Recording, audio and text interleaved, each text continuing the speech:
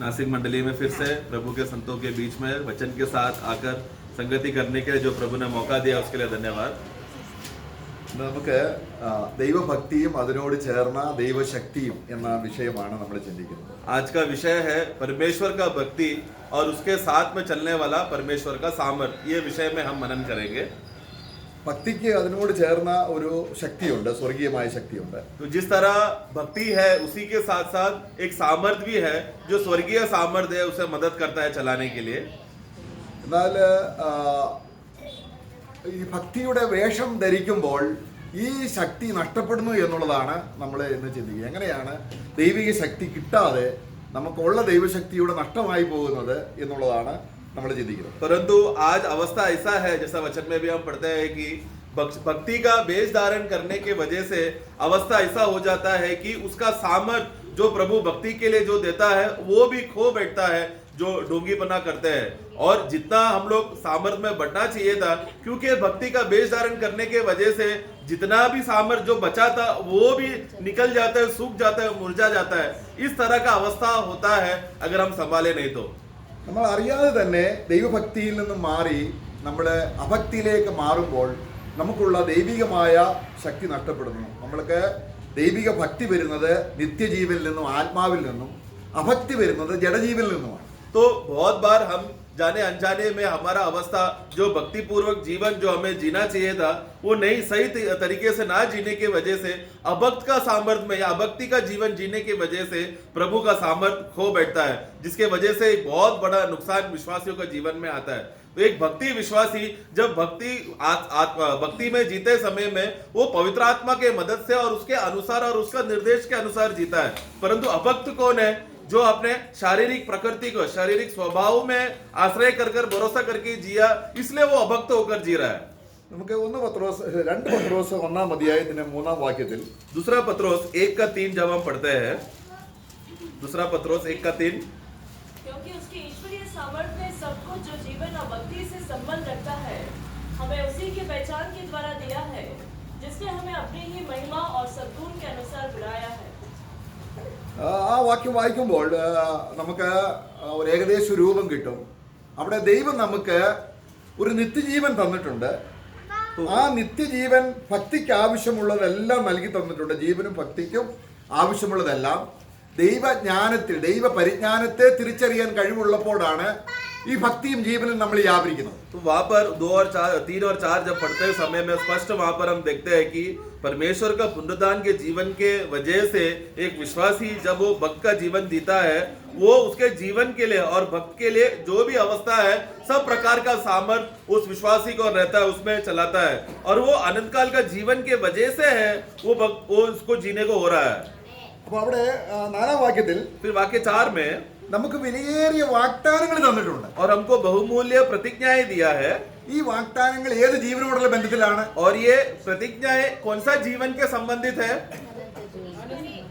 നിത്യജീവൻ. അതാണ് നമ്മൾ ഗ്രഹിക്കേണ്ടത്. വാഗ്ദാനങ്ങളെല്ലാം നിത്യതയോടുള്ള ബന്ധത്തിലാണ് തന്നിരിക്കുന്നത്. तो जो भी प्रतिज्ञाएं हमको दिया है वो सब अनंतता के संबंध के विषय में दिया है, आत्मिक बातें हैं, अनंत काल की बातें हैं। അപ്പോൾ ഇപ്പോൾ നമുക്ക് നിത്യജീവനുണ്ട്. तो आज अभी हमारे पास अनंत काल का जीवन है। ആ ജീവനാണ് നമ്മൾ അനുഭവിക്കുന്നതെങ്കിൽ, ഹൃദയത്തിൽ ആ ജീവൻ വന്നാൽ, और वही जीवन हम लोग अनुभव में करके विश्वासी जीवन जी रहे तो हमारे हृदय में वही अनंत काल का जीवन हमारे अंदर प्रभुत्व कर रहा है, तो ആ ജീവന് ഭക്തിയുണ്ട്. उस जीवन में भक्ति है। നമ്മൾ സാധാരണ ഭക്തി എന്ന് പറയുമ്പോൾ നമ്മൾ മീറ്റിങ്ങിന് വരുമ്പോൾ ഒരു ഭക്തിയുണ്ട്, പോകുമ്പോൾ ഭക്തി പോകും. तो हम लोग सामान्य रीति से भक्ति को क्या समझ के रखते हैं? जब हम लोग संगति में आएंगे, मीटिंग में आएंगे, भाइयों को मिलने आएंगे, तो वो संगति में मीटिंग हॉल में प्रवेश कर रहे हैं तो भक्ति होकर, भक्ति पूर्वक हम आ रहे, भक्ति दिखाकर आ रहे। जाने मीटिंग हो गया, खत्म हो गया, निकल गया तो भक्ति भी खत्म। അപ്പോൾ നമ്മുടെ ഹൃദയം നമ്മൾ അറിയുന്നില്ല എന്താണ് ഭക്തി എന്നുള്ളത്. കാരണം നമ്മൾ ഏത് ജീവനാണ് ഉപയോഗിക്കുന്നത്, നമ്മുടെ ഹൃദയത്തിൽ വ്യാപരിക്കുന്നത് എന്നതിനെ ആസ്പദമാക്കിയാണ് അഭക്തിയോ ദൈവഭക്തിയോ നമ്മളിൽ വരുന്നത്. तो इसके लिए बहुत बार सही भक्ति क्या है करके हम पहचान नहीं पा रहे, हम समझ नहीं पा रहे, क्योंकि परमेश्वर का जीवन में जीने वाला व्यक्ति सचमुच आत्मिक भक्ति के अनुसार वो जीता है। तो वो बात का अगर फर्क वो नहीं समझ में आएगा तो उसको नहीं मालूम पड़ेगा। നമുക്കൊരു വാക്യം കൂടെ വായിക്കാം. एक और वाक्य इसके साथ पढ़ेंगे. അത് 1 തീമോത്തിയോസ് 4 അധ്യായത്തിന്റെ 8 വാക്യത്തിൽ पहला तिमोथी 4:8 में हम पढ़ते हैं. അവിടെ कि देह की साधना से कम लाभ होता है, पर भक्ति सब बातों के लिए लाभदायक है, क्योंकि इस समय के और आने वाले जीवन की भी प्रतिज्ञा इसी के लिए है. നമുക്കറിയാം, നമുക്ക് ശാരീരിക എക്സസൈസ് നമ്മളല്പം നടക്കുകയോ എന്തെങ്കിലും ഒരു ഫിസിക്കൽ എക്സസൈസ് ചെയ്യുമ്പോൾ അതിനൊരു ഒരു ശക്തിയൊക്കെ ഉണ്ട്. हम लोग देखते हैं शारीरिक रीति से जब हम अभ्यास करते हैं, एक्सरसाइज करते हैं, कसरत करते हैं, तो उसमें क्या होता है, हमारे अंदर एक ऊर्जा आता है, एक शक्ति मिलता है और उससे हमको काम करने को और सामर्थ्य मिलता है. പക്ഷെ അത് നിത്യതയോടുള്ള ബന്ധത്തിൽ അത് ബെനിഫിറ്റ് ആകുന്നില്ല എന്നാണ് പറയുന്നത്. परंतु अभी वचन में हमने क्या पढ़ा, ये जो अभ्यास, ये जो कसरत अभी हमने शरीर में किया, वो अनंत काल में फायदा नहीं होगा. അപ്പം ഈകത്തിലും പരത്തിലും പ്രയോജനമുള്ള ഒരു അഭ്യാസമുണ്ട്, അത് നമ്മൾ അനുഭവിക്കണം എന്നാണ് കർത്താവിന്റെ ദാസൻ നമ്മളോട് പ്രബോധിപ്പിക്കുന്നത്. परंतु यहाँ पर प्रभु का दास हमें ऐसा प्रबोधित करना चाहता है, हमें एनकरेज करना चाहता है, हमें बलवंत करना चाहता है कि एक ऐसा सामर्थ्य भी है जो अभी पृथ्वी में जीते समय भी हमको फायदा होगा और आने वाले युग में आत्मिक समयों में भी, भविष्य में भी वो काम आएगा. ऐसा भी एक अभ्यास, एक सामर्थ्य है. ദൈവഭക്തി അഭ്യസിച്ചാൽ, अगर परमेश्वर का भक्ति को सही रीति से अगर उसका इस्तेमाल किया तो ഇഹത്തിലും നന്മയാണ്, പരത്തിലും നന്മയാണ്. तो यहाँ पर अभी भी फायदा है, आने वाले युगों में भी फायदा है. എത്ര ശ്രേഷ്ഠമായ കാര്യമാണ്. वो कितना श्रेष्ठ बात है ना. എന്നാൽ എന്താണ് ഈ ഭക്തി? तो इसलिए क्या है भक्ति? ഭക്തി എന്ന് പറയുമ്പോൾ നമുക്ക് അറിയാം എന്താണ് ഭക്തി. നമുക്കൊരു ഒരു മാനസികമായ ഒരു അറിവ് നമുക്കുണ്ട്. भक्ति बोला तो एक स्वाभाविक रीति से हम लोग सोचते हैं कि ये बातें भक्ति है करके, ऐसा कुछ बातों का जानकारी हमारे अंदर है. നമ്മള് എല്ലാ മതങ്ങളിലും ഒരു ഭക്തിയുടെ വേഷമുണ്ട്. और सब प्रकार का धर्मों में भी अगर हम देखा जाए तो एक भक्ति का वेश या भक्ति का एक स्वभाव या कार्य को हम देख सकते हैं. ഹിന്ദു മതത്തിൽ ഭക്തിയുണ്ട്, हिंदू धर्मों में भक्ति को हम देखते हैं, മുസ്ലിംസിന്റെ ഇടയിൽ ഭക്തിയുണ്ട്, मुस्लिम के बीच में भी भक्ति को देखते हैं ക്രിസ്ത്യാനിയുടെ ഇടയിലും ഭക്തിയുണ്ട്. और मसीह धर्मों में भी देखते हैं. എന്നാൽ നമുക്കറിയാവുന്ന ഈ ഭക്തിയല്ല തിരുവചനത്തിൽ ഭക്തി എന്ന് तो ഉദ്ദേശിക്കുന്നത്. हमने जो सोचा है, जो हमने जो समझा है, वो नहीं है भक्ति. या प्रभु का वचन जो भक्ति जो कहना चाहता है, वो नहीं है जो हमने समझा है. ഭക്തി എന്ന് ഇവിടെ നമ്മൾ ഉദ്ദേശിക്കുന്നത് നിത്യജീവനുമായി ബന്ധപ്പെട്ട ഒരു കാര്യമാണ് ഭക്തി. यानी कि वचन के अनुसार मैं क्या कहना चाहता हूँ, भक्ति मतलब कौन सा, वो उस बात पे संबंधित होता है जो अनंत काल का विषय की बातें है, आत्मिक बातें, आने वाले युगों का विषय के संबंध में विषय की बात है भक्ति. മലാക്കിയുടെ പുസ്തകം അതിന്റെ 1-ാം അധ്യായത്തിൽ 6-ാം വാക്യത്തിൽ मलाकी का पुस्तक 1:6 में हम पढ़ते हैं, ഒരു മകന് അപ്പനോടുള്ള ആദരവാണ് ഭക്തി എന്ന് അവിടെ വായിക്കുന്നത്. मतलब एक बेटा अपने पिता को जो इज्जत करता है, वो इज्जत एक भक्ति है. അല്ലെങ്കിൽ ഒരു ദാസന് തന്റെ യജമാനോടുള്ള ആദരവാണ് ഭക്തി. और नहीं तो एक गुलाम अपना मालिक के लिए जो आदर और इज्जत देता है, वो है भक्ति. ഇത് രണ്ടും സമന്വയിച്ച ഏക വ്യക്തി നമ്മുടെ കർത്താവ് യേശു ക്രിസ്തുവാണ്. ये दोनों व्यक्तियों का स्वभाव, पुत्र का स्वभाव और एक गुलाम का स्वभाव एक व्यक्ति में पूर्ण होता है, वो है प्रभु यीशु मसीह में. കർത്താവ് യേശു ക്രിസ്തു പിതാവിന്റെ പുത്രനാണ്. प्रभु यीशु मसीह पिता परमेश्वर का पुत्र है. ആ നിലയിൽ പുത്രൻ എന്നുള്ള നിലയിൽ പിതാവിനോടുള്ള ആദരവാണ് ഭക്തി എന്ന് നമ്മൾ ഉദ്ദേശിക്കുന്നത്. तो वो उस पुत्र होने की वजह से दुनिया में जब जीते समय में जो आदर करके जो पिता को उसने जो मान किया, वो एक भक्ति था यीशु का. वो बात का विषय है ये. അപ്പോൾ തന്നെ ഉസി യഹോവയുടെ സമയം ദാസൻ എന്ന നിലയിൽ, ഉസി കർത്താവ് സമയം മനുഷ്യൻ എന്ന രീതിയിൽ, ദൈവത്തിന്റെ ദാസൻ എന്ന രീതിയിൽ ദൈവത്തോട് വളരെ കീഴ്പ്പെട്ട് ജീവിച്ച അതും ഭക്തിയാണ്. उसी समय में यीशु मसीह एक मनुष्य जब रूप धारण लेकर आते समय में, उस समय में वो कौन था, वो यहोवा का एक गुलाम था, परमेश्वर का एक दास था. उस गुलाम के अवस्थे में या एक दास का नौकर के अवस्थे में, गुलाम में अवस्थे में जीते समय में, उस समय में भी वो परमेश्वर जो मेरा मालिक है, उनको आदर करके सम्मान करके वो जिया. उसमें भी यीशु मसीह ने भक्ति दिखाया. അപ്പൊ ക്രിസ്തു നമുക്കുണ്ടെങ്കിൽ ഈ രണ്ട് തരത്തിലുള്ള ഭക്തി നമുക്കുണ്ട്. तो मसीह अगर हमारे पास है, तो ये दोनों प्रकार का भक्ति हमारे अंदर है. നമുക്ക് നമ്മുടെ ബന്ധുക്കളോട്, നമ്മുടെ മാതാപിതാക്കളോട്, നമ്മുടെ കുഞ്ഞുങ്ങളോടെല്ലാം ഉള്ള ആദരവ് ക്രിസ്തുവിലൂടെയുള്ള ഒരു ദൈവഭക്തിയാണ്. इसके लिए एक विश्वासी हो जाने के बाद, नया जन्म हो जाने के बाद, हम लोग जब हमारा रिश्तेदार, हमारा भाई बंधु, मित्र, पड़ोसी, उनके साथ जब व्यवहार करते समय में, वो मसीह के जीवन से हम लोग उनके साथ संबोधित करते हैं, बात करते हैं. ഈ ഭക്തിക്ക് എപ്പോഴും ഒരു വാഗ്ദാനം ഇങ്ങനെ കൂടെ വന്നിരിക്കും. तो मसीह व्यक्ति मसीह के आधार पर जो भक्ति जीवन जिएगा, उसी के साथ साथ प्रतिज्ञाएं चलता रहेगा. നമ്മൾ എന്താണ് വായിച്ചത്? हमने क्या पढ़ा था दूसरा पत्रोस में? അല്ല, നമ്മള് 1 തീമോഥെയോസ് 4:8 എന്താ വായിച്ചത്? सॉरी, पहला तिमोथी 4:8 में हमने क्या पढ़ा था? അത് ഇഹത്തിലും പരത്തിലും വാഗ്ദാനത്തോട് കൂടിയ ഒരു ഭക്തിയാണ്. उसका 8 पढ़ना आखिरी भाग में. देह की साधना से कम लाभ होता है, हाँ। पर भक्ति सब बातों के लिए लाभदायक है, आगे. हाँ, क्योंकि इस समय के हाँ। और आने वाले जीवन की भी प्रतीक्षा देखो इस समय में मतलब अभी जो अभी भूमि में है और आने वाले समयों के मतलब आने वाले युगों में भी यही प्रतिज्ञा है. നമ്മുടെ ജീവിതത്തിൽ നമ്മൾ അറിയാതെ തന്നെ ഭക്തിയുള്ളവരാണ്. हम लोग हमारे जीवन में स्वाभाविक रीति से हम लोग जाने बगैर ही एक भक्ति हम दिखाते हैं. ഇവിടുന്ന് നമ്മുടെ ഒരു പ്രിയപ്പെട്ട സഹോദരനോ സഹോദരിയോ അടുത്ത് വരുമ്പോൾ കടന്നു വരുമ്പോൾ കർത്താവിന്റെ ദാസനെ ഇങ്ങനെ കാണുകയാണ്. मतलब सामने से जब सामने एक भाई और बहन जब मीटिंग हॉल में एंट्री करते समय में प्रभु का दास उनको देख रहा है.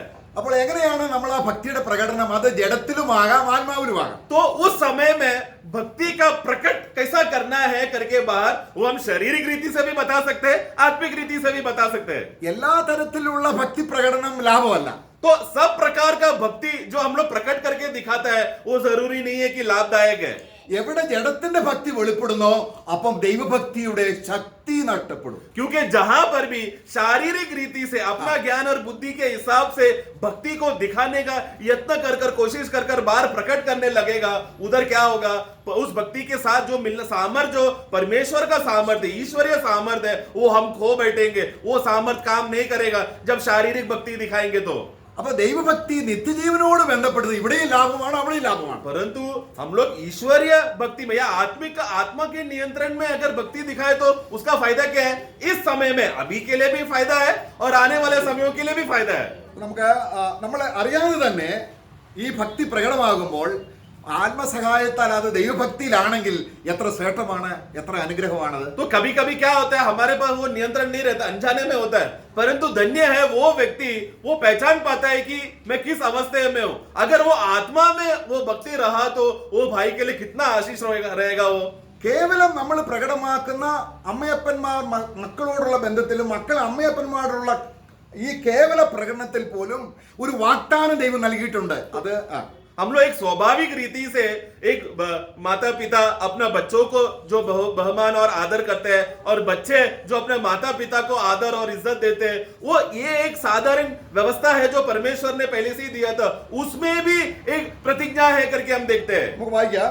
एक वाक्य हम पढ़ेंगे, എഫെസ്യ ലേഖനം 6-ാം അധ്യായം. एफेसियों को पुस्तक उसका 6 का. നമ്മളിപ്പോ ചിന്തിക്കുന്ന ആ ഒരു ഗൗരവത്തോടു കൂടെ ആ ഒരു വ്യൂവിൽ നമ്മൾ അത് ചിന്തിക്കുമ്പോൾ मतलब अभी हम लोग जिस विषय का संबंधित हम लोग जो विषय को समझ रहे हैं उस आधार पर हमें वचन को पढ़ना है. 1-ാം വാക്യം വായിക്കുമ്പോൾ उसका 6 का 1 पढ़ना. हे बालकों, हाँ. प्रभु में अपने माता पिता के आज्ञाकारी बनो, हाँ. क्योंकि यह उचित है. हाँ, आगे. അവിടെ ഓക്കെ हाँ, okay. എങ്ങനെ അനുസരിക്കാനാണ് പറഞ്ഞത്? किस रीति से आगे का पालन करना है? कैसा करना है? प्रभु में.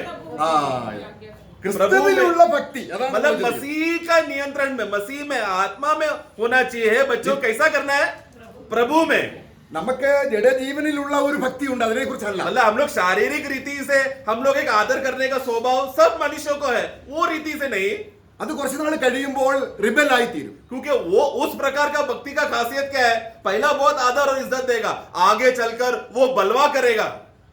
എന്നാൽ ക്രിസ്തുവിലുള്ള ഭക്തി परंतु मसीह में जो भक्ति है പെർമനന്റ് ആണ്, वो हमेशा के लिए है, നിത്യമാണ്, अनंत काल का है, സ്വർഗീയമാണ്, स्वर्गीय है, അതിന് തേജസ്സുണ്ട്, उसमें महिमा है അവിടെ ആത്മാവ് और വ്യാപരിക്കുന്നു. वहां पर आत्मा काम करता है. അവിടെ വായിക്കുകയാണ് फिर आगे हम पढ़ते हैं 2-ാം വാക്യം. दूसरा वाक्य पढ़ना. अपनी माता और पिता का आदर कर, यह पहली आज्ञा है, जिसके साथ प्रतिज्ञा भी है. देखो हाँ, इसके दूसरा. साथ एक प्रतिज्ञा है. हाँ. वो क्या है? पढ़ना 3. कि तेरा भला हो, हाँ. और तू धरती पर बहुत दिन जीवित रहे. बस बस. ഓക്കെ ഇവിടെ നമ്മൾ എന്താണ് ആ പ്രതിജ്ഞ? तो वो क्या है वो प्रतिज्ञा? അല്ലേ, മാതാപിതാക്കളെ മക്കൾ അനുസരിക്കുക അല്ലെങ്കിൽ പദ്യോപദേശം അവിടെ അടുത്ത വാക്യത്തിൽ അവിടെ വായിക്കുന്നുണ്ട്. तो इस रीति से माता पिता का आज्ञा और आदर करेगा तो एक प्रतिज्ञा के साथ चलेगा. फिर वाक्य 4 में वो क्या होता है? हे बच्चे वालों, हाँ. अपने बच्चों को रीस न दिलाओ, परंतु प्रभु की शिक्षा और चेतावनी നോക്ക് അവിടെയും പറയാണ് മാതാപിതാക്കൾ കുഞ്ഞുങ്ങളെ ശിക്ഷിക്കുമ്പോൾ കർത്താവിലുള്ള ഭക്തിയിലായിരിക്കണം. നോക്കുക तो वहां पर हाँ पूरा फिर से पढ़ना. हे बच्चे वालों, हाँ। अपने बच्चों को रीस न दिलाओ, हाँ। परंतु प्रभु की शिक्षा और चेतावनी देते हुए देखो, प्रभु का शिक्षा और चेतावनी बच्चों को देना है, प्रभु का देना है। अपना गुस्सा निकालने के लिए नहीं बच्चों को मारना है, हाँ। बल्कि जब ताड़ना देते समय में, उनको सबक सिखाते समय में वो जो बातें रहेगा प्रभु का नियंत्रण में, मतलब आत्मिक रीति से होना चाहिए। ശിക്ഷിക്കുമ്പോഴും ഒരു ഭക്തിയുടെ നിലയിലാണ് ശിക്ഷിക്കുന്നത്. क्योंकि बच्चों को जब ताड़ना देते समय पिता का मन क्या है कि मेरा बेटा सुधर जाए, मतलब वो पिता वो बेटे को इज्जत करता है, एक भक्ति का अवस्था है वहां पर। അപ്പൊ ജഡത്തിൽ നമ്മൾ ശിക്ഷിക്കാറുണ്ട്. हम लोग शारीरिक रीति से भी हम लोग उनको मारते हैं, ताड़ना करते हैं, അതിന് ദൈവികമായ വാക്തത്വമില്ല. परंतु इस रीति से शारीरिक रीति से करने से क्या होगा, प्रभु का प्रतिज्ञा पीछे नहीं आएगा, എന്നാൽ ഭക്തിക്കുള്ള ശക്തി നഷ്ടപ്പെടുകയും ചെയ്യും. और उतना ही नहीं, जो भक्ति के लिए मैं कर रहा था उसका सामर्थ्य खो बैठेगा।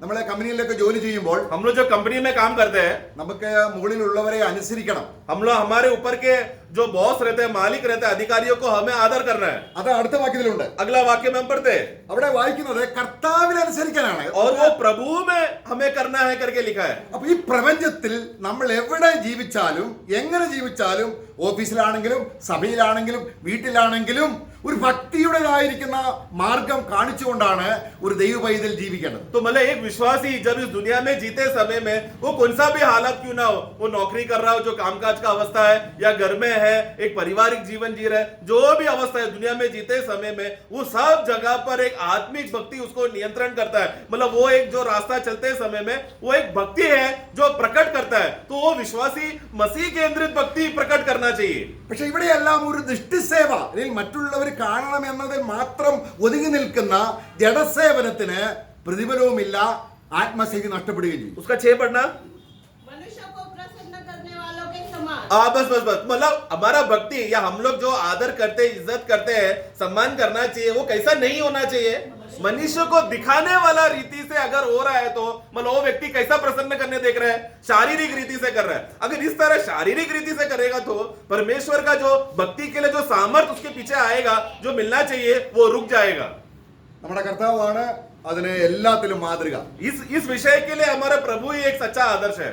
അവന്റെ മനുഷ്യ ജീവിതം മുഴുവനും, उनका मनुष्य जीवन पूरा, അവൻ പിതാവിനോടുള്ള ബന്ധത്തിലും, वो पिता के विषय में, അവൻ ഗവൺമെന്റ് ഓഫീസിന് മുമ്പിൽ നിൽക്കുമ്പോൾ, और यहाँ तक कि सरकारी अधिकारियों के सामने, മഹാപ്രഭുതന്മാരുടെ അടുക്കൽ നിന്നപ്പോൾ, महायाजकों के सामने, പീലാത്തോസിന്റെ അടുക്കൽ നിന്നപ്പോൾ पिलातुस के सामने നമുക്ക് ഭക്തിയുടെ യഥാർത്ഥമായ ശക്തിയെ നമുക്ക് കണ്ടറിയാൻ കഴിയും. एक सच्चा भक्ति और एक सच्चा आदर पूर्वक कैसा काम करना चाहिए, और करने के वजह से जो सामर्थ प्रभु को मिला, वो सब बातों को हम देख सकते हैं। അപ്പോൾ അടുത്ത യുഗത്തിൽ ക്രിസ്തു രാജ്യം ഭരിക്കുമ്പോൾ, जिसके वजह से आने वाला अगले युग में जब प्रभु राज्य करेगा सिंहासन रख के, അവന്റെ കൂടെ സഹകാരികളായി സഹരാജാക്കന്മാരായി ഭരണം നടത്തണമെങ്കിൽ ഈ ഭക്തിയുടെ മാർഗം നമ്മൾ നന്നായി അറിയണം. उनके साथ जो सह राजा बनकर प्रभु के साथ उनके राज्य में सहवास होकर उनके साथ अगर राज्य करना है, तो आज हमें भक्ति का सही बातों का अर्थ को समझना जरूरी है और प्रकट करना भी जरूरी है। അവിടെ കർത്താവിന്റെ ലൈഫ് നമുക്ക് വളരെ വ്യക്തമായിട്ട് യെശയ്യാവിന്റെ പുസ്തകം 11 അധ്യായത്തിൽ നമ്മൾ വായിക്കുന്നുണ്ട്. यशायाह का पुस्तक 11 अध्याय में यीशु मसीह का जीवन के बारे में वर्णन एक भविष्यवाणी के रूप में किया है।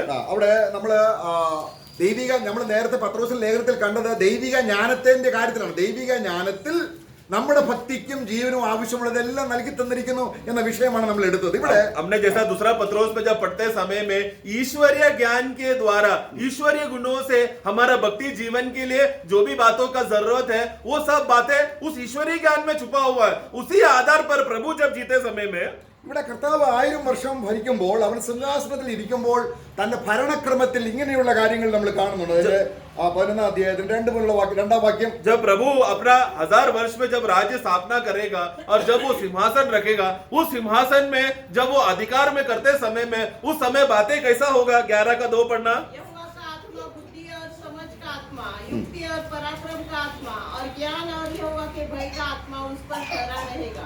അടുത്ത വാക്യം, अगला वाक्य, और उसको यहोवा का भय सुगंध का सा भाएगा। അവന്റെ പ്രമോദം യഹോവ ഭക്തിയിലായിരിക്കും. उसका फिर से पढ़ना 3 का शुरुआत। और उसको यहोवा का भय यहोवा का भय सुगंध का सा भाएगा। सुगंध का सम्मान भाएगा। मतलब वो यहोवा का भय, मतलब उसका अर्थ है भक्ति पूर्वक जीवन। वो उसको कैसा होगा, सुगंध पूर्वक होगा। അപ്പൊ മഹാരാജാവ് സിംഹാസനത്തിൽ ഇരുന്ന് ഭരിക്കുമ്പോൾ ദൈവഭക്തിയിലാണ് ഇരിക്കുന്നതെങ്കിൽ സഹരാജാക്കന്മാർക്ക് അതിന് അനുയോജ്യമല്ല എങ്കിൽ നമ്മുടെ സിംഹാസനം ഉറപ്പിക്കപ്പെട്ടിട്ടില്ല. तो अगर जब महाराजा प्रभु यीशु मसीह जब वो राज्य स्थापना कर सिंहासन में बैठते समय में परमेश्वर का भय में जब वो सिंहासन रखेगा, जब वो भक्ति दिखाकर रहेगा, उनके साथ जब सह राजा जब आते समय में उन लोगों ने आज वो भक्ति का सही अर्थ पहचान नहीं पाया है, तो मतलब हमारे जीवन में यीशु मसीह का प्रभुत्व का सिंहासन बराबर स्थापित नहीं हुआ है. അതുകൊണ്ടാണ് ദൈവഭക്തി ഇഹത്തിലും പരത്തിലും. इसलिए परमेश्वर का भक्ति अभी के समय में और आने वाले युगों में भी लाभ होता है. അപ്പോൾ നമ്മൾ നടക്കാൻ പോകുന്ന ശരീരാഭ്യാസം ചെയ്യുന്നത് പോലെ तो जिस तरह हम लोग शारीरिक रीति से जो अभ्यास और एक्सरसाइज करते हैं, ദൈവഭക്തി ഇപ്പോൾ തന്നെ പ്രാക്ടീസ് ചെയ്യണം. അതാണ് ദൈവദാസനോട്. यहोवा का भक्ति परमेश्वर के विषय में जो भक्ति पूर्वक जीवन हमें आज ही कैसा करना है करके वो समझ कर करना है, जो हमने तिमोथी में पढ़ा. അപ്പൊ നമുക്ക് വീണ്ടും നമുക്ക് ആ കാര്യം തന്നെ ചിന്തിക്കാം. 1 തീമോഥെയോസ് 6:6 വായിക്കുമ്പോൾ पहला तिमोथी 6:6 में जब पढ़ते समय में पर संतोष सहित भक्ति बड़ी कमाई है. നോക്കുക, ഇവിടെ സംതൃപ്തിയോട് കൂടിയ ഭക്തി. तो मतलब संतोष सहित यानी पूर्ण रीति से समृद्ध है, उसको और किसी का जरूरत नहीं, प्रभु में वो समृद्ध है, तो वही भक्ति सही है. നമുക്ക് ഇവിടെ ഇതിൽ നിന്നറിയാം ജഡത്തിലുള്ള ഭക്തിയും ആത്മാവിലുള്ള ഭക്തി. इस विषय से हम लोग तुरंत हम लोग शारीरिक भक्ति है क्या या आत्मा के नियंत्रण में भक्ति है क्या, वो फर्क जल्दी समझ में आएगा. നമുക്ക് ഒരാളെ കാണുമ്പോൾ അങ്ങ് നിർബന്ധിച്ച് അങ്ങ് മനസ്സില്ലാ മനസ്സോടെ നമ്മള് ഭക്തി കാണിക്കേണ്ടി വരും അല്ലെ. मतलब एक मसीह में एक भाई को जब देख लिया तो देख लिया, उन्होंने भी मुझे देखा और मैंने उनको देख लिया, देखने की वजह से जबरदस्ती मुझे एक भक्ति दिखावटी रीति में दिखाना पड़ रहा है, ऐसा हो रहा है. तो ഇനി നമ്മൾ ഓഫീസിലാണെങ്കിൽ यहाँ तक कि सामान्य रीति से हम लोग ऑफिस में काम करने जाते समय में അദ്ദേഹം ഒരുപക്ഷെ വിശ്വാസി ആയിരിക്കില്ല, शायद हमारा मालिक विश्वासी नहीं रहेगा, എന്നിരുന്നാലും तो भी ഭക്തിയുടെ പ്രകടനം भक्ति का प्रकटीकरण आदर के साथ होना चाहिए. ഒരു തൃപ്തി ഇല്ലായ്മയിൽ ചെയ്യേണ്ടി വരുന്നു, അങ്ങനെ ചെയ്യുന്നു. परंतु मेरा बॉस है, अरे चलो अभी करना पड़ेगा, मैं बॉस आ गया, चलो अभी काम करके दिखाना पड़ेगा, ऐसा लोगों के नजरों में उनको दिखाने के लिए कर रहा है, तो धोखादायक है. അപ്പൊ ജീവിതത്തിന്റെ എല്ലാ രംഗത്തും ഭക്ഷിക്കുന്നതിലും പാനം ചെയ്യുന്നതിലും വസ്ത്രം അണിയുന്നതിലും എല്ലാം ഒരു തൃപ്തി ഉള്ളെങ്കിൽ അവൻ യഹോവ ഭക്തിയുടെ വഴി ശരിക്കും അറിഞ്ഞവനാണ്. तो इसलिए उसका विश्वासी का जीवन का सभी क्षेत्रों में, यहाँ तक कि खाने के विषय में, पीने के विषय में, यहाँ तक कि वस्त्र पहनने के विषय में हम लोग जो बातें दिखाते वो सब बातों में एक समृद्धि का अवस्था, तृप्तता का अवस्था में है, तो वो एक भक्ति पूर्वक जी रहा है. നമ്മുടെ മുകളിലത്തെ വാക്യം നമ്മൾ വായിക്കുന്നു. ऊपर का वाक्य में हम पढ़ते हैं, ജഡത്തിലുള്ള ഭക്തി ആദായം എന്ന് ചിലർ കരുതുന്നുണ്ട്. ഈ സഭയിൽ തന്നെ അല്ലെങ്കിൽ നമ്മള് मंडली में क्या होता है, शारीरिक भक्ति ही सही है, जो दिखाने वाला वो सही है करके सोचकर भक्ति दिखाते हैं. ആദായ സൂത്രം എന്ന് കരുതി ഭക്തി കാണിക്കുന്നു. मतलब वो लोग क्या है, वो एक चालाकी से तंत्र पूर्वक दिखाकर सामर्थ्य से वो लोग करते हैं. അപ്പോൾ അത് എന്ത് സംഭവിക്കുന്നത്? जिसके वजह से क्या हो गया, നമുക്കത് നമ്മളുടെ ജഡത്തിൽ ഭക്തി കാണിക്കുമ്പോൾ तो वो बाहर प्रकट करने के लिए जब भक्ति दिखाते समय में ഒറിജിനൽ ആയുള്ള ദൈവശക്തിയെ നമ്മൾ കെടുത്തി കളയണം. നമുക്കുള്ള ശക്തിയും കൂടെ പോവുകയാണ്. तो उसके अंदर जो भी प्रभु का सामर्थ्य जो बचा हुआ था, क्योंकि वो दिखावटी करने की वजह से उसके अंदर जो बचा कुचा सामर्थ्य भी क्या हो गया, बुझने लगा. അപ്പോൾ ഒരു ദൈവഭക്തി നമ്മൾ വേഷം ധരിക്കുമ്പോൾ അല്ലെങ്കിൽ ദൈവഭക്തിയെ പ്രകടമാക്കുമ്പോൾ इसलिए जब भक्ति का हम लोग जब बाहर प्रकट करते समय में അത് ജഡത്തിലാണെങ്കിൽ वो अगर शारीरिक है, तो ഈ പറയപ്പെടുന്ന അല്ലെങ്കിൽ നമ്മള് 2 തീമോഥെയോസ് 3-ാം അധ്യായം दूसरा तिमोथी 3रा अध्याय അതിലെ 2 മുതലുള്ള വാക്യങ്ങൾ വായിക്കുമ്പോൾ उसका 2 से जब हम वाक्य पढ़ते समय में ഏകദേശം 19 കൂട്ടം കാര്യങ്ങളുണ്ട്. कम से कम 19 बातें वहां पर नीचे तक हम पढ़ते समय में देख सकते हैं. ഈ കാര്യങ്ങളെല്ലാം വെച്ചുകൊണ്ട് ये सब बातों को रखकर ഭക്തി പ്രകടമാക്കുന്നു വായിക്കുന്നു. वो क्या कर रहा है, शारीरिक भक्ति क्या कर रहा है, ये सब बातों को लेकर वो भक्ति दिखा रहा है. मतलब शारीरिक भक्ति में कितना धोखा है, जल्दी से पढ़ना 2 से 5 तक. क्योंकि मनुष्य स्वार्थी, लोभी, डिंगमार, हाँ। अभिमानी, निंदक, माता पिता की आज्ञा टालने वाले, हाँ। कृतज्ञ, अपवित्र, दया रहित, क्षमा रहित, दोष लगाने वाले, असंयमी, कठोर, भले के बैरी, विश्वासघाती, भीड़, घमंडी और परमेश्वर के नहीं वरन सुख विलास ही के चाहने वाले होंगे. हाँ। वे भक्ति का बेस तो धरेंगे, पर हाँ। उसकी शक्ति നോക്കുക, ഇതെല്ലാം വെച്ചുകൊണ്ട് ये सब बातों को रखकर എന്ത് ചെയ്യാണ്? वो क्या कर रहा है, भक्ति का भक्ति बेस कर रहा है। धारण कर रहा है. അവരെന്ത് ചെയ്യുന്നു? और वो क्या कर रहा है, നിത്യജീവന്റെ ഭക്തിയെ കെടുത്തി കളയും. और अनंत काल का जीवन का जो सामर्थ जो भक्ति के वजह से मिलना चाहिए था, हाँ। वो भी नहीं मिल रहा है, और बचा हुआ सामर्थ को भी बुझा रहा है. ഇഹത്തിലും പ്രയോജനമില്ല. तो ऐसा करने वाला व्यक्ति अभी इस समय में भी उसको लाभ नहीं, അതൊരു എക്സസൈസ് ആണ്. वो भी एक कसरत है ना, അതൊരു എക്സസൈസ് ആണ്. वो एक कसरत कर रहे हैं ना. आत्मिक अभ्यास मतलब जो भक्ति है एक अभ्यास के समान है. वो अभी वो क्या कर रहा है, वो शारीरिक भक्ति का मदद से एक अभ्यास कर रहा है, दिखा रहे हैं लोगों को. इधर भी फायदा नहीं, उधर भी फायदा नहीं. അപ്പൊ നമ്മുടെ ഭക്തിയുടെ വേഷം ധരിക്കാൻ നമ്മൾ അറിയാതായി പോവുകയാണ്. और बहुत अधिकतर क्या हो गया हमारा अनजाने में, और हम लोग नहीं जान रहे ऐसा कर रहे करके. നമ്മളെ എന്തുമാത്രം വഞ്ചിക്കുന്നതാണ് ഈ ജഡം. मतलब ये हमारे ये शारीरिक प्रकृति जो हमारे अंदर है कितना हमको धोखा दे रहे हैं प्रियो. ഇതെല്ലാം നീക്കിക്കളഞ്ഞ് ये सब बातों को हटाकर ഇപ്പോൾ ജനിച്ച ശിശുവിനെ പോലെ अब भी जन्मा हुआ शिशु के समान.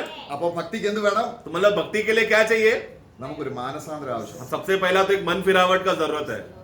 കാരണം ഇത് എന്നിൽ ഉണ്ടെങ്കിൽ क्योंकि अगर ये मुझ में है तो എന്റെ ഭക്തി എങ്ങനെയുള്ളതാണ്? अगर ये सब शारीरिक स्वभाव मेरे अंदर है तो मेरा भक्ति कैसा रहेगा, ഒരു ശക്തിയുമില്ല. उसमें कोई सामर्थ्य नहीं. ഭക്തി ഉണ്ടോ? भक्ति दिख रहा है क्या, ഉണ്ട്. है दिख रहा है. ശക്തി ഉണ്ടോ? सामर्थ्य है क्या, ഇല്ല. नहीं है. അപ്പൊ എങ്ങനെ? तो फिर कैसे चलेगा.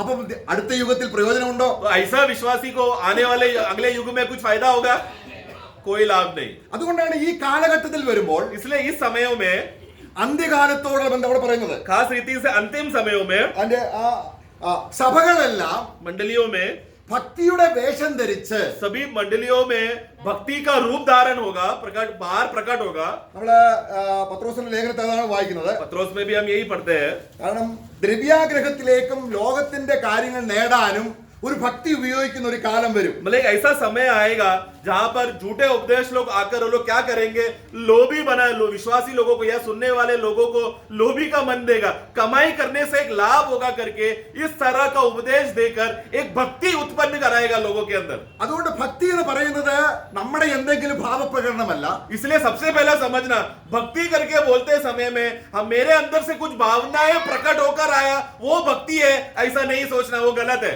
അത് ക്രിസ്തുവിനെ വ്യക്തമായി കാണുന്നതിന്റെ അടിസ്ഥാനത്തിൽ ആത്മാവ് നമ്മളിൽ കൊണ്ടുവരുന്നതാണ് ഈ ഭക്തി. क्योंकि सच्चा भक्ति क्या है, पवित्र आत्मा हमें यीशु मसीह को दिखाएगा जो सिद्ध पुरुष है. वो सिद्ध पुरुष को देखते समय में हमारा व्यवहार जो प्रकट हो रहा है वो है सच्चा आत्मिक भक्ति. ഓ ഭക്തി ഉണ്ടാകണമെങ്കിൽ तो भक्ति उत्पन्न होना है तो ദൈവത്തെ എല്ലാ രീതിയിലും ഒരു മകൻ എന്ന രീതിയിലും ഒരു ദാസൻ എന്ന രീതിയിലും ദൈവത്തെ ബഹുമാനിച്ച് ആദരിച്ച ഭക്തിയുടെ ശരിയായ ശക്തിയുള്ളവനെ നമ്മൾ കാണണം. इसके लिए ആരെയാണ്? ഭക്തി- ഭക്തിയുടെ വേഷം ധരിച്ചാണ് നമ്മൾ തന്നെ. भक्ति का विषय में आते समय में, प्रकट होते समय में हमें सबसे पहला बात पवित्र आत्मा की मदद से वो यीशु मसीह को हमें ताकते हुए देखना है, वो सही प्रभु यीशु मसीह को देखना है. उन्होंने क्या किया, पुत्र होने के विषय में पिता को आदर करके जिया, एक दास और गुलाम होने के विषय में मालिक को आदर और समर्पण करके दिया. जिस ये दोनों विषयों में वो भक्ति दिखाया. ये बात जब पवित्र आत्मा दिखाएगा तो हमें भक्ति के लिए जीने का एक सामर्थ्य उनके द्वारा आता है. परंतु इतना समय तक हम लोग क्या कर रहे थे, हम अपने आप को देखकर जी रहे थे. जो कोई अपने आप को देखता है वो भक्ति का रूप धारण करके बाहर प्रकट करके दिखाता है भक्ति कर रहा है करके. അപ്പൊ നമ്മള് 1 തീമോഥെയോസ് 3-ാം അധ്യായത്തിന്റെ 16-ാം വാക്യത്തിൽ पहला तिमोथी 3:16 യാതൊരു കോൺട്രവേഴ്സിയും ഇല്ലാതെ कोई इस विषय में कोई संदेह नहीं, ഒരു ഡിസ്പ്യൂട്ടും ഇല്ലാതെ कोई इस विषय में तर्क नहीं करना है अभी. സമ്മതമാവണ്ണം വിലയേറിയതാണ് ദൈവഭക്തി. सबसे- അതൊരു വ്യക്തിയാണ്, അത് ക്രിസ്തുവാണ്. वो 16 पढ़ना है उसका शुरुआत. इसमें संदेह नहीं हाँ. कि भक्ति का भेद गंभीर है। देखो भक्ति का भेद गंभीर है करके इसमें कोई संदेह होना नहीं चाहिए, कोई भी मतलब कंफ्यूजन रहना नहीं चाहिए. संदेह निसंदेह ये बात को मानना है ये कितना गंभीर है करके. ആ ക്രിസ്തുവിനെ നമ്മൾ കണ്ടിട്ടുണ്ടോ? इस प्रकार का मसीह को हमने देखा है क्या? അവന്റെ വ്യക്തി പ്രകടനങ്ങളിലെല്ലാം എന്തായിരുന്നു? प्रभु ने जब अपने आप को प्रकट करते समय में उस सब में क्या था? എവിടെയെങ്കിലും യേശു വേഷം ധരിച്ചിട്ടുണ്ടോ? कभी भी यीशु ने ढोंगीपन किया क्या? എവിടെയെങ്കിലും? कहां पर भी ऐसे एक भी जगह है क्या ढोंगीपन किया है? മനുഷ്യരെ തെറ്റിദ്ധരിപ്പിക്കാൻ വേണ്ടി ഞാൻ വളരെയധികം വേദനിക്കുന്നു, കഷ്ടപ്പെടുന്നു എന്ന് മനുഷ്യരെ അറിയിച്ച് അവരുടെ സിമ്പതി നേടുന്ന രീതിയിൽ എന്തെങ്കിലും യേശുവിനുണ്ടായിരുന്നോ? यीशु ने कभी भी लोगों के बीच में जाकर देखो मैं तुम्हारे बीच में आया हूं, मैं कष्ट सह रहा हूं, मैं दुख सह रहा हूं, बड़ा बड़ा गवाही देकर प्रचार करके सुनने वाले लोगों के विषय हृदय में अरे देखो मेरा प्रभु कितना कष्ट उठाया, ऐसा लोगों को धोखा देने वाला कुछ भी बातें बोलकर लोगों को बहलाया है क्या कभी? ഇല്ല. कभी नहीं. എന്നാൽ ഇനി ഒരു ഫാൾസ് മസിഹ വരുന്നു. परंतु अभी एक झूठा मसीहा आने वाला है. ആ മസിഹ കള്ളവേഷം ധരിച്ചാണ് വരുന്നത്. वो मसीहा जो झूठा भविष्य मसीहा जब वो आएगा वो क्या करेगा, भेष धारण करके आएगा, मतलब एक झूठा भक्ति का सामर्थ्य में आएगा. ആ മസിഹയ്ക്ക് വേദി ഒരുക്കുവാൻ അനേക അന്ത്യക്രിസ്തുക്കൾ ഇപ്പോൾ ഉണ്ട്. और ये झूठा मसीहा को अच्छे से स्टेज तैयार करने के लिए, वेदी तैयार करने के लिए बहुत सारा मसीह विरोधी लोग उनके लिए जगह तैयार कर रहा है. അവർ ഭക്തിയുടെ വേഷമുണ്ട്, उनके जीवन में क्या है, भक्ति का अच्छा वेश धारण बाहर प्रकट कर रहे हैं वो लोग, പക്ഷെ ഒറിജിനൽ അല്ല. परंतु असलियत नहीं है उसमें. ഇസ്രായേൽ മക്കൾ ഇനി വഞ്ചിക്കപ്പെടാൻ പോകുന്നത് ഈ ഫാൾസ് മസിഹയിലാണ്. अभी इस्राएली लोग एक बहुत बड़ा धोखा में गिर रहे हैं. क्यों? क्योंकि एक झूठा मसीहा आ रहा है. അവിടെ നമ്മൾ യശയ്യാ പുസ്തകം 28 അധ്യായം ईशाया का पुस्तक 28वां अध्याय നമ്മൾ വായിക്കുമ്പോൾ वहां पर हम पढ़ते हैं, ഒരു ഫാൾസ് മസിഹയിൽ ഇസ്രായേൽ ഉടമ്പടി ചെയ്യും. मतलब एक झूठा मसीहा आएगा और उसके साथ इस्राएली लोग क्या करेंगे, उसके साथ वाचा और करार बांधेगा. അവിടെ അതിന്റെ 28:15 28 का 13-15.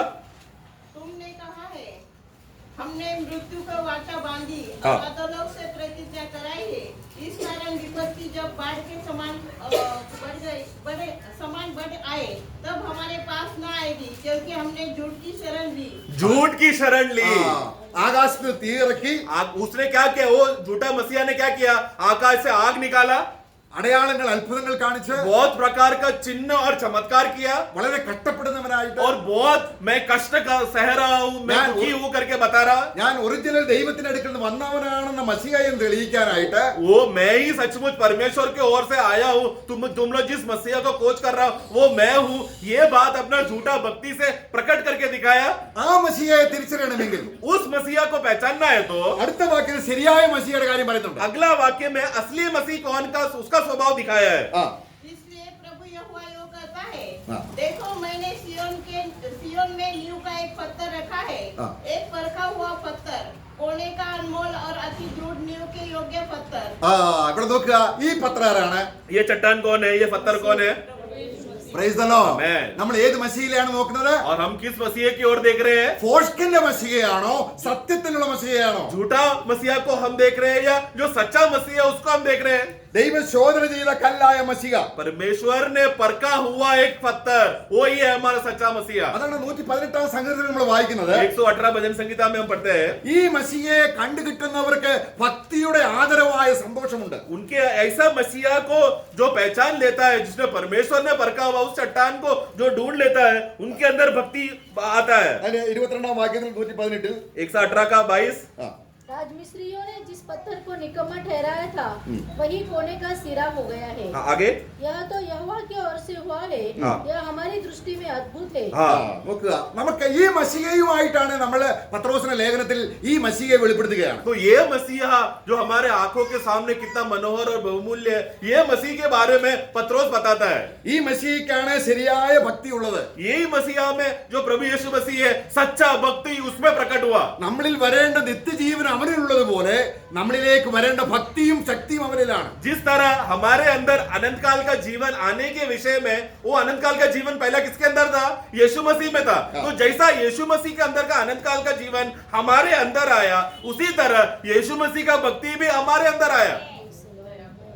ജഡത്തിന്റെ ഭക്തി എന്താണ്? शारीरिक भक्ति क्या है, അഭിനയിക്കുകയാണ്. ढोंग कर रहा है, അല്പം പോലും വേദന കാണത്തില്ല, പക്ഷെ വേദനയായിട്ട് അഭിനയിക്കുക. मतलब दर्द नहीं रहेगा, परंतु ऐसा ढोंगी करके बताता रहे, इतना जोर से दर्द हुआ करके बाहर बता रहे, प्रकट कर रहे हैं. അതാണ് ഫാൾസ് മസിഹ. मतलब झूठा मसीहा ये करेगा. അവന്റെ ശിഷ്യന്മാരായിരിക്കുന്ന അനേക ഫാൾസ് ആയിട്ടുള്ള ക്രിസ്ത്യാനികളുണ്ട്. उनका ये झूठा मसीहा का बहुत सा झूठे चेले लोग हैं जो सचमुच मसीह विरोधी है. उन लोग मसीह, सच्चा मसीह के बीच में वो लोग छुपे हुए हैं. അതുകൊണ്ട് ഈ മസിഹ इसलिए ये मसीहा കഷ്ടം അനുഭവിച്ചെങ്കിൽ कष्ट सह रहा है. तो നമുക്ക് ഇവിടെ വായിക്കാം. वहां पर हम पढ़ते हैं 1 പത്രോസ് 2:19. पहला पत्रोस 2 का 19. क्योंकि यदि परमेश्वर का विचार करके अन्याय से दुख उठाता हुआ क्लेश सहता है तो यह सुहावना है. നോക്കുക, എന്തുകൊണ്ടാണ് ദൈവം അവനോട് പറഞ്ഞത്, ഇവനെ ഞാൻ പ്രസാദിച്ചിരിക്കുന്നു, ഇവൻ എന്റെ പ്രിയപുത്രൻ എന്ന് ദൈവം പുത്രനായ യേശുവിനെ കുറിച്ച് പറയാൻ കാര്യം എന്താണ്? ऐसा क्या कारण हुआ कि स्वर्ग से आवाज आया, पिता परमेश्वर मेरा उनका बेटे के विषय में, यीशु मसीह के विषय में कहता है, इसमें ये मेरा प्रिय पुत्र है और इसमें मैं प्रसादित हूं.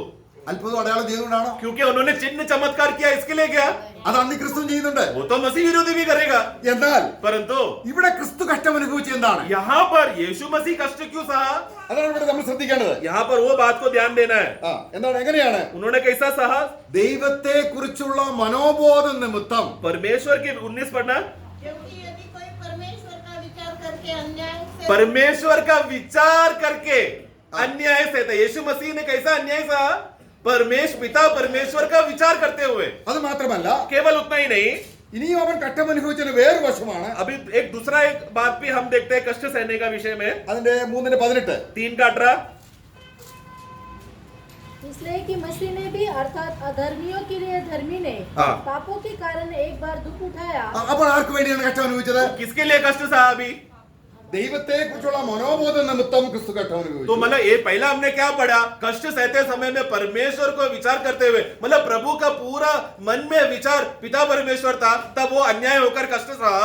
ഇവിടെ നമ്മൾ വായിക്കുന്നത്, यहाँ पर हम देखते हैं നമ്മളെ സ്നേഹിച്ച് हम जैसे अभक्तों को प्रेम किया നമുക്ക് വേണ്ടി കഷ്ടം അനുഭവിച്ചു. और हमारे लिए कष्ट सहा. ഇതാണ് മസിയ. ये है सच्चा मसीहा. ഏതാണ് മസിയ? सच्चा मसीहा कौन है? पिता के विषय के लिए और हमारे विषय के लिए कष्ट सहने वाला. പിതാവിന്റെ പ്രസാദം മുഴുവനും വന്നിരിക്കുന്നത് കാരണം ഒരു കാരണവും കൂടാതെ ഒരു അനീതിയുമില്ലാത്ത വ്യക്തിയെ മരണത്തിന് ഏൽപ്പിച്ചു കൊടുക്കുമ്പോൾ मतलब ये पिता परमेश्वर का पूरा दिल यीशु मसीह में आ गया, क्योंकि यीशु मसीह कैसा कष्ट सह रहा था? अन्याय रीति में. उन्होंने कुछ भी गलती नहीं किया था, जबरदस्ती उनके ऊपर अन्याय, उनके ऊपर अत्याचार करके उसने कष्ट सहा, परंतु तभी भी वो पिता की ओर मन रखा.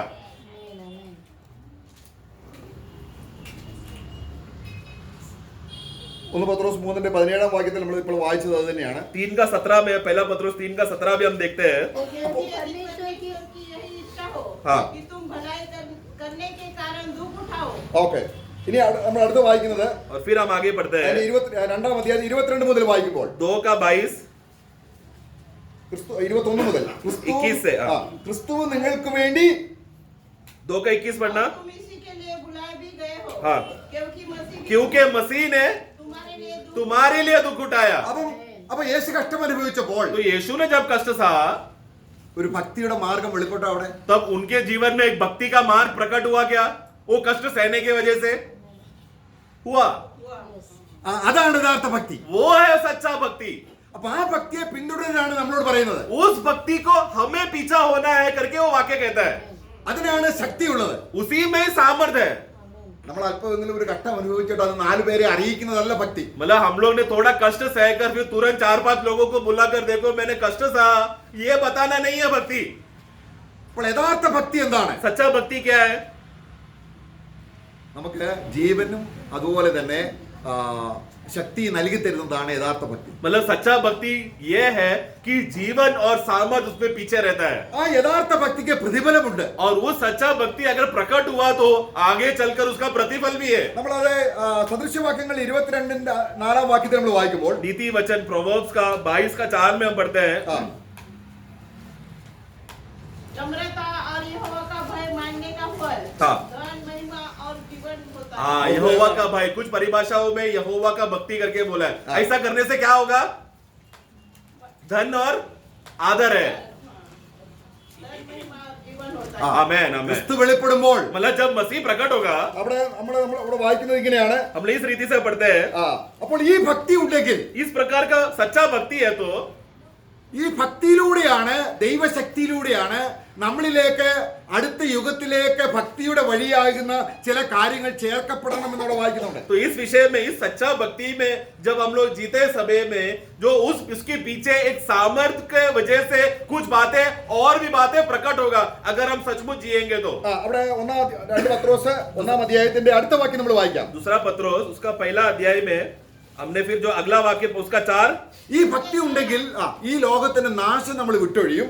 अगर उसका 4 पढ़ना. जिसके द्वारा उसने हमें बहुमूल्य और बहुत ही बड़ी प्रतिज्ञा दी है हाँ. ताकि इसके द्वारा तुम उस सड़ाहट से छुटकारा. हाँ, इसके कारण सड़ाहट, संसार की सड़ाहट से हम छूटका. मतलब वो कब होगा?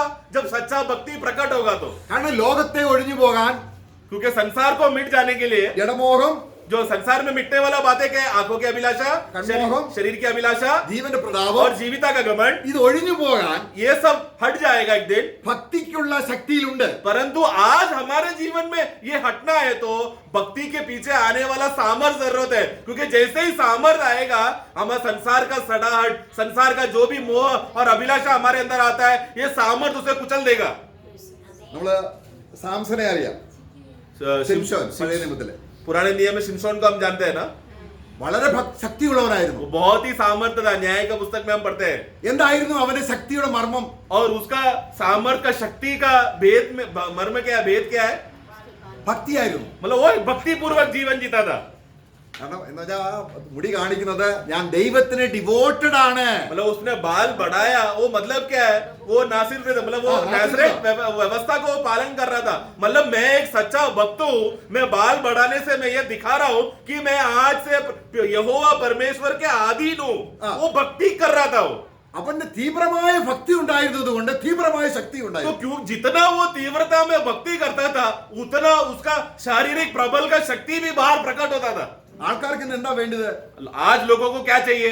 ഭക്തിയുടെ ശക്തി അല്ലാതെ വെറും ജഡത്തിന്റെ ശക്തി വേണം. मतलब भक्ति के द्वारा मिलने वाला शक्ति वो नहीं चाहिए, शरीर में जो शक्ति है वो शक्ति चाहिए। അങ്ങനെ വരുന്നത് കൊണ്ടാണ് ഈ പറയുന്ന കയ്യടി അന്യഭാഷയൊക്കെ വരുന്നത്. ഒരു ശക്തി വേണം, പക്ഷെ യാതൊരു ഭക്തി അവിടെ ഇല്ല. तो इसके लिए ये शारीरिक शक्ति के पीछे, सामर्थ्य के पीछे भागने की वजह से आज लोगों को ताली मारना, जोर से चिल्लाना, नाचना गाना, ये सब बातें उनको करने पसंद है, पर इसके पीछे कोई आशीष नहीं, कोई लाभ नहीं। वो एकदम सूखा और मुरझा हुआ अवस्था है अगर ऐसा करने जाएगा तो। ഭക്തിയുടെ വേഷമുണ്ട്. मतलब बाहरी रीति से लोग देखते हैं, बोल रहे अरे आज क्या आराधना हुआ, मतलब भक्ति बाहर से दिख रहा है।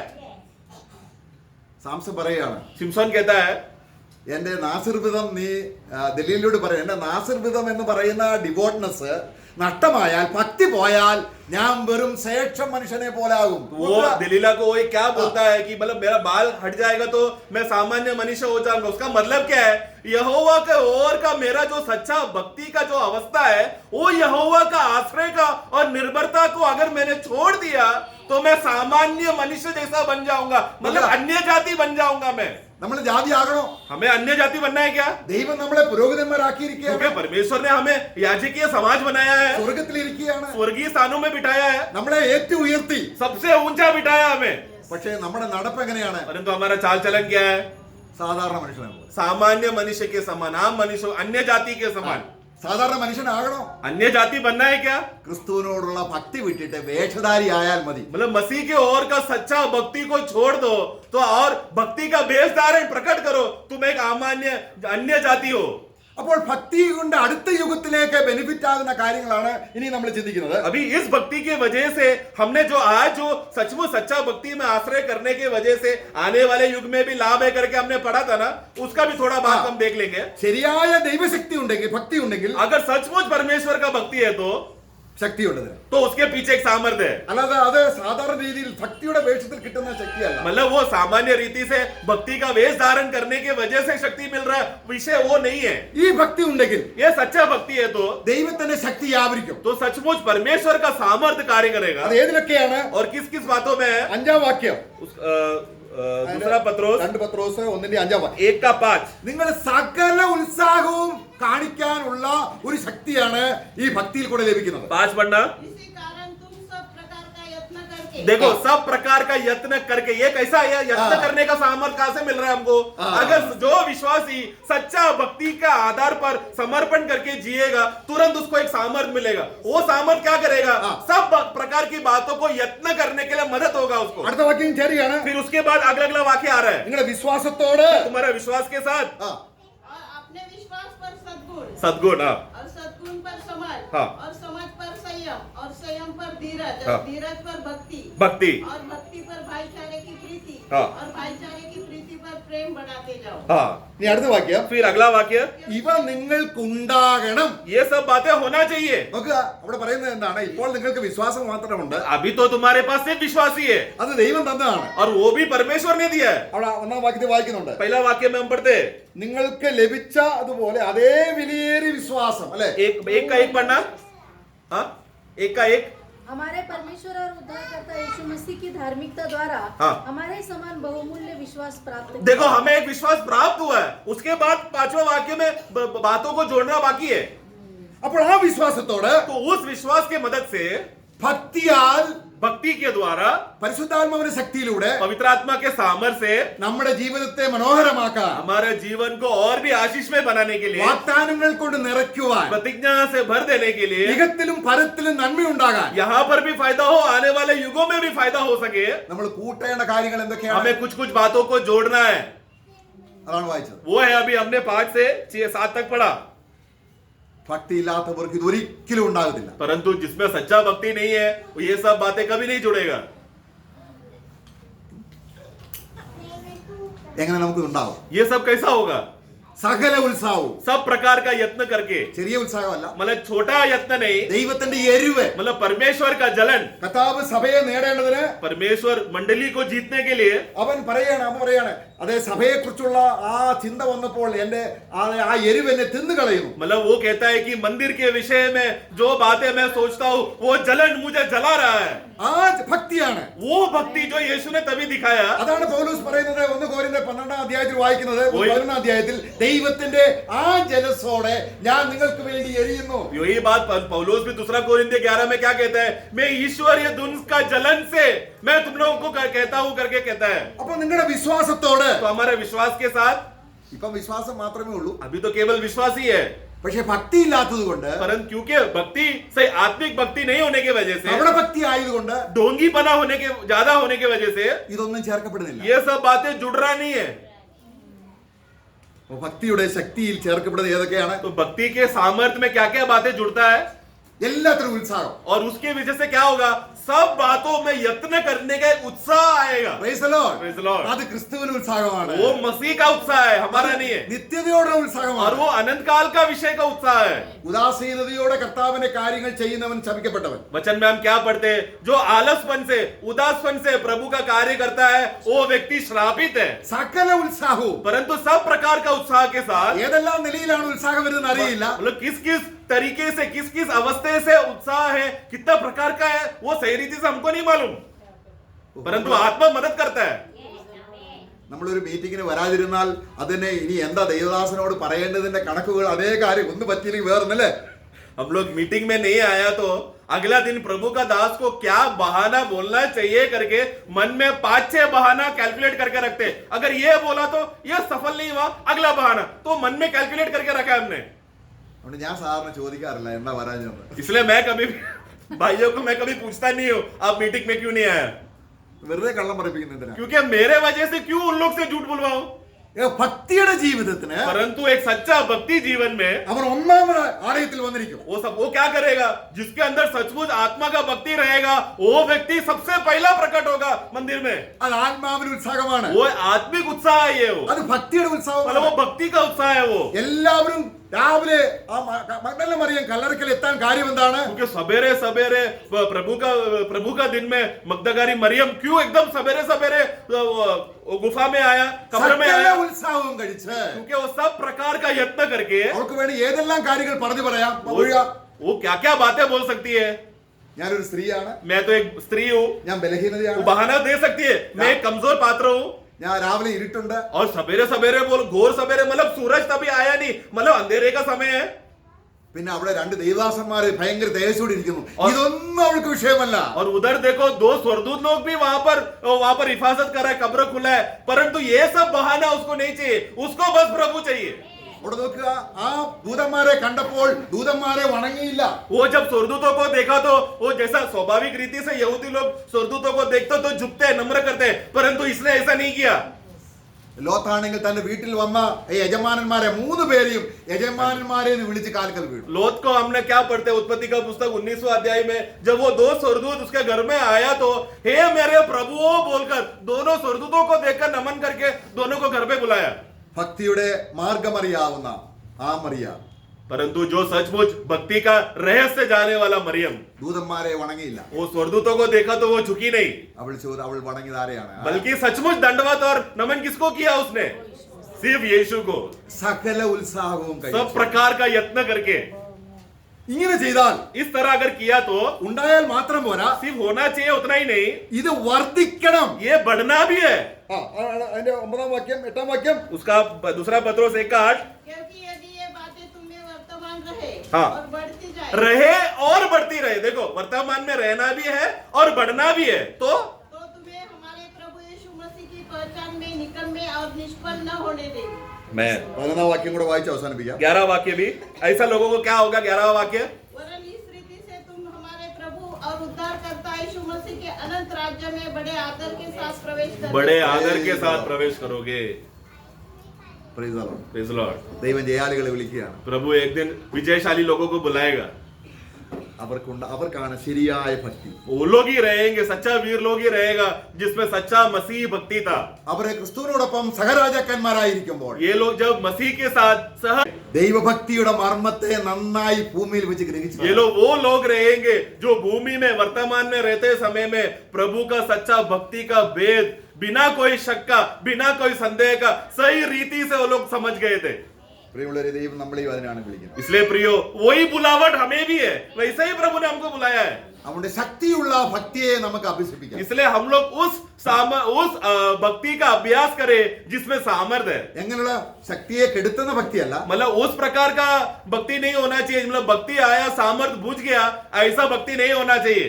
പിന്നെ അത് വർദ്ധിപ്പിക്കുന്ന, बल्कि ऐसा भक्ति जो आगे की बातों को बढ़ाते जा रहा है. वर्तमान में ബലാത്കാരികൾ സ്വർഗരാജ്യം ബലാത്കാരം ചെയ്യുന്നു. मतलब आक्रमण राज्य में जो प्रवेश करने वाले लोग वो आक्रमण करके सामर्थ्य से वो लोग प्रवेश करते हैं. Praise the Lord. Praise the Lord. കർത്താവ് നമ്മെ സഹായിക്കും. प्रभु हम सबको सहायता करें. Praise the Lord.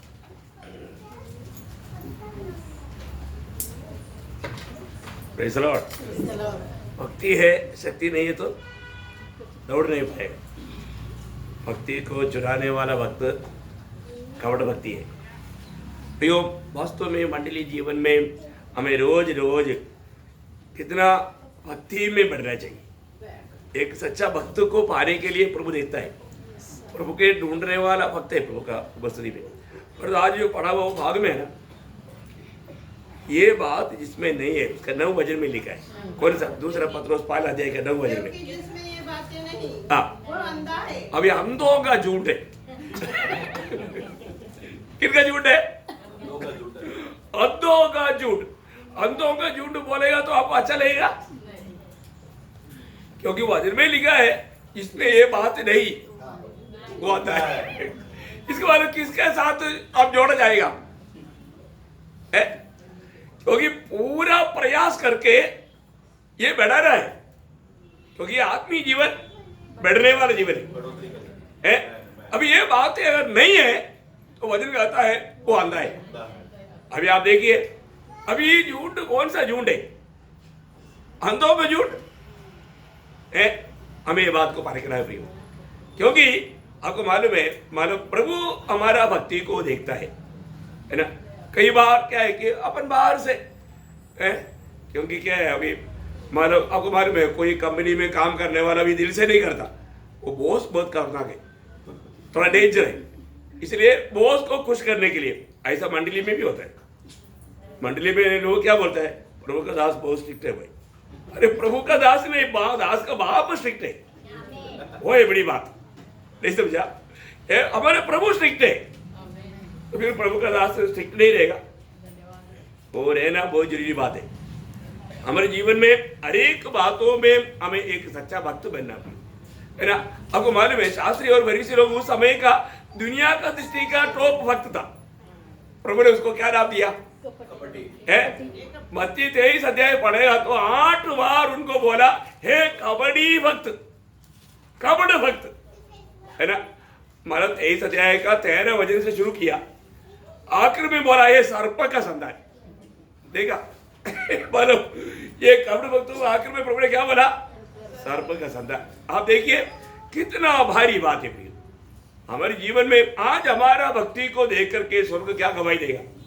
अरे आज का बहुत भक्ति, प्रभु सब भक्तियों को देखता है. भक्ति का बहुत से काम सिर्फ एक कपटता है, एक नाटक है ना. इसके लिए तो यूदा आकर के गुरु, भक्ति है. वो क्या था? भक्ति है. उस समय में जब ये गुरु मिलता है तो उनको जाकर के हाँ ऐसा हमारा गला मिलाना, वो भक्ति है। परंतु वो भक्ति था, हाँ उसमें उस भक्ति में धोखा था, है ना प्रियो। आज कितने लोग ऐसा धोखा का भक्ति करता है? ऐसा भक्ति को आनंददायक में कोई प्रयोजन है नहीं। अभी हमने जैसा पढ़ा थोड़ी देर पहले, जो दूसरा तिमोथी 3 अध्याय का 1 से 5 तक वजन में 19 बातें, भक्ति को वेश धारण किया, उसका शक्ति को त्याग दिया। इसका मतलब क्या है? प्रभु में नहीं किया। कहा नहीं किया? प्रभु में नहीं किया। प्रभु का नाम लिया परंतु प्रभु में नहीं था।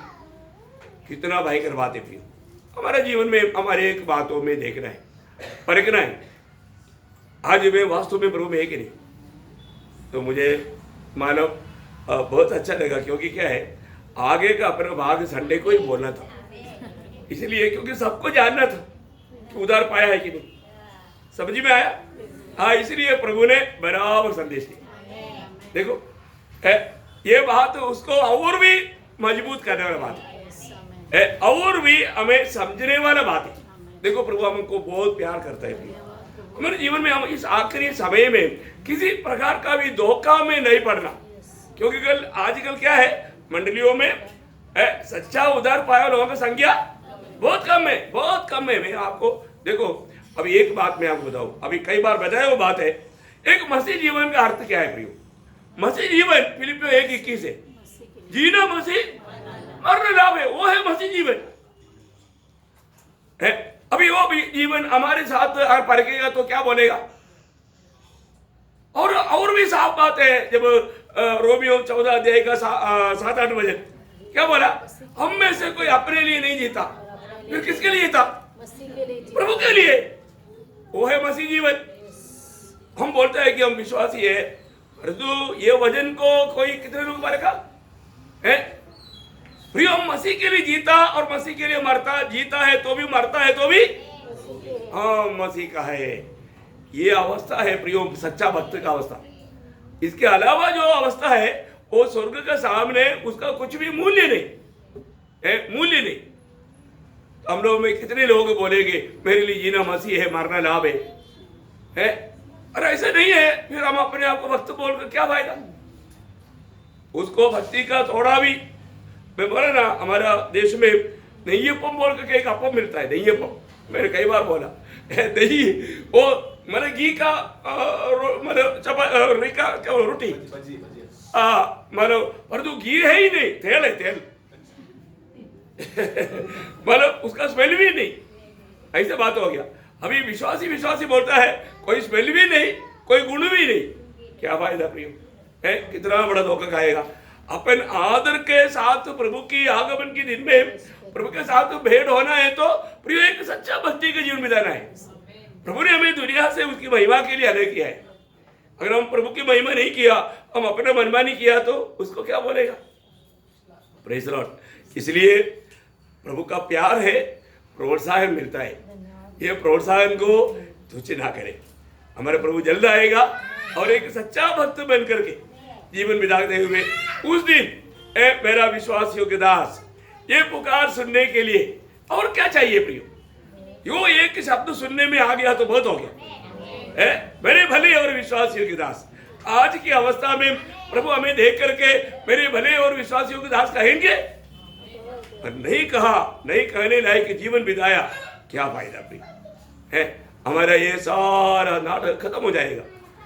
ये दुनिया एक नाटकशाला है बोलते, इधर नाटक करते करते एक दिन ये नाटक खत्म हो जाएगा। परंतु इसके बाद का जीवन अनंत काल का जीवन है, जो सच में रियली वो ओरिजिनल होकर के जीवन नहीं बिताया, कपटता के साथ बिताया, वो बहुत भयंकर धोखा खाएगा। तो इसलिए अभी भी अवसर है अपने को जीवन को सही करके एक सच्चा भक्त बन करके जीवन बिताने का। बहुत अच्छा अवसर प्रभु ने दिया है। बहुत सुंदर वचनों के द्वारा प्रभु ने हमारा अवस्था जान करके, जो हमारे जरूरत जान करके प्रभु ने हमें दिया है। Praise Lord. हर एक लोगों का दिल से प्रभु ने बात की है। तो प्रभु मैं सोच रहा था कि जरूर आज संदेश आएगा तो संडे का संदेश के लिए नहीं मिलेगा, है ना? बिल्कुल ऐसे हुआ। Praise Lord. क्योंकि ये भक्ति अगर सही भक्ति नहीं है तो सही भक्ति कब होगा प्रियो? हमारे नए जन्म की बात ही होता है। नया जन्म नहीं पाया हुआ व्यक्ति एक भक्त बनकर के जी नहीं सकता। इसको बोला हमारा नया जन्म हुआ है कि नहीं, क्योंकि हमारा पुराना जीवन से मतलब हम कभी भी भक्ति नहीं कर सकता। नया जन्म पाया हुआ व्यक्ति, प्रभु यीशु मसीह की आत्मा पाया हुआ व्यक्ति, उस आत्मा में रहते बिना भक्ति नहीं कर सकता। इसलिए मैं आपको बोला था कि आपने नया जन्म पाया है कि नहीं, उसका 12 सबूत, ये 12 का 12 सबूत जिस व्यक्ति में नहीं पाएगा उस व्यक्ति का उद्धार नहीं हुआ करके बाइबल बोलता है। तो जो भी हमारा फर्क है बाइबल से, प्रेज़ द लॉर्ड। तो हमने बहुत बात देखा, अभी मतलब अपन वो बात को देखेगा। और भी कई बात है, प्रभु का अनुग्रह है तो वो संडे को ही बताएंगे, सैटरडे को नहीं बताएंगे। तो प्रभु जरूर वो बात हमें क्लियर करेगा। लेकिन मैं आपको बोलता हूँ प्रियो, ये पक्का जांचना, ये सिर्फ ज्ञान बढ़ाने के लिए नहीं, हमारे जीवन में मसीह दिखना चाहिए। उस रीति का जीवन नहीं बिताया तो क्या फायदा। तो प्रभु को बहुत धन्यवाद देता है, प्रभु के दासों के लिए प्रभु को धन्यवाद देता है। प्रभु ने सामर्थ दिया, जरूरतमंद आलोचना प्रभु ने हमें पहुंचाया, उसके लिए प्रभु को धन्यवाद, प्रभु के दासों को भी धन्यवाद। अब ये सब वक्त में आइए प्रिय, प्रभु को सारा सम्मान करते हुए, प्रभु को महिमा देते हुए आज सुना वो वचन के सामने मेरी अवस्था कहाँ मरे, मैं एक सच्चा भक्त बनकर के मैं आज प्रभु का दृष्टि में ये क्या, प्रभु मेरे बारे में क्या गवाही देगा। युग के बारे में प्रभु ने गवाही दिया, वो मेरा भक्त है, वो मेरा भक्त है बोला। ऐसा है तो आज प्रियो, आज मंडली का हम लोग सदस्य बोलता है, यीशु मसीह का मूल्यवान लोग है, मंडली के लोग है तो, क्योंकि मूल्यवान लोगों से खरीदा है। ऐसे है तो आज प्रभु हमें देख करके ये मेरा भक्त है, ये मेरा है, ऐसा बोलने में प्रभु ले जाएंगे क्या, ये बात को परखना जरूर। प्रभु इन वचनों के द्वारा महिमा पाए। आमीन। आइए।